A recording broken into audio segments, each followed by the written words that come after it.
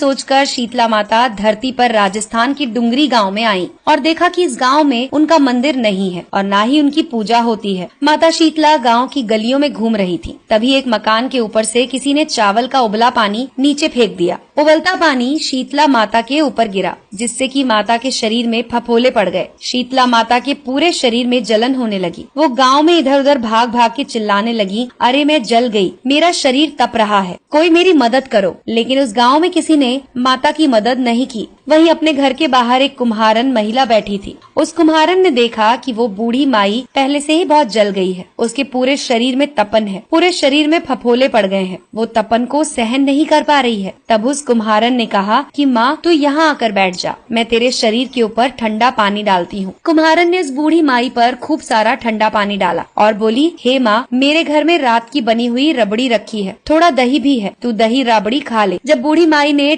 ज्वार के आटे की राबड़ी और दही खाई तो उसके शरीर को ठंडक मिली। तब उस कुम्हारन ने कहा, माँ बैठ, तेरे सिर के बाल बिखर गए हैं, ला मैं तेरी चोटी बना देती हूँ। कुम्हारन माई की चोटी गूंथने के लिए कंघी से बालों में करती रही। अचानक कुम्हारन की नजर बूढ़ी माई के सिर के पीछे पड़ी तो कुम्हारन ने देखा कि एक आंख बालों के अंदर छुपी हुई है। ये देखकर वो कुम्हारन डर के मारे भागने लगी। तब उस बूढ़ी माई ने कहा कि रुक जा बेटी, तू डर मत, मैं भूत प्रेत नहीं हूँ, मैं शीतला देवी हूँ। मैं तो इस धरती पर देखने आई थी कि कौन मुझे मानता है, कौन मेरी पूजा करता है। इतना कहकर माता ने अपने हीरे जवाहरात के आभूषण पहने हुए, सिर पर स्वर्ण मुकुट धारण किया हुआ अपना असली रूप उसको दिखाया। माता के दर्शन कर कुम्हारन सोचने लगी कि अब मैं गरीब, इस माता को कहाँ बिठाऊं। तब माता बोली, हे बेटी, तू किस सोच में पड़ गई है। तब उस कुम्हारन ने हाथ जोड़कर आंखों में आंसू बहते हुए कहा, हे माँ, मेरे घर में तो चारों तरफ दरिद्रता है, मैं आपको कहाँ बिठाऊं। मेरे घर में ना तो चौकी है ना ही आसन। तब शीतला माता प्रसन्न होकर उस कुम्हारन के घर पर खड़े हुए एक गधे पर बैठ गईं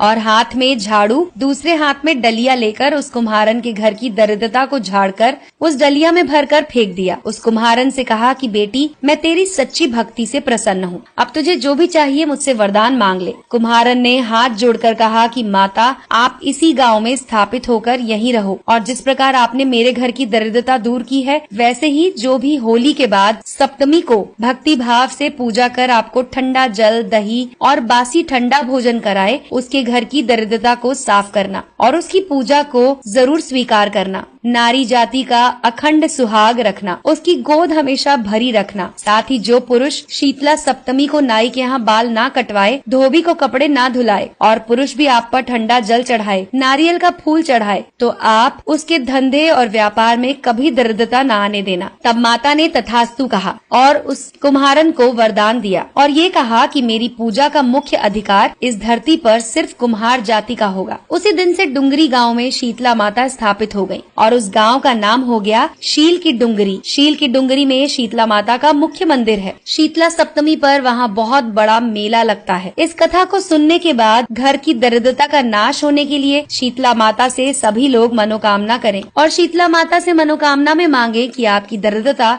दूर हो जाए। दोस्तों, अगर आपको ये कहानी पसंद आई हो तो इसे लाइक करें और अपने डाउनलोड मौज।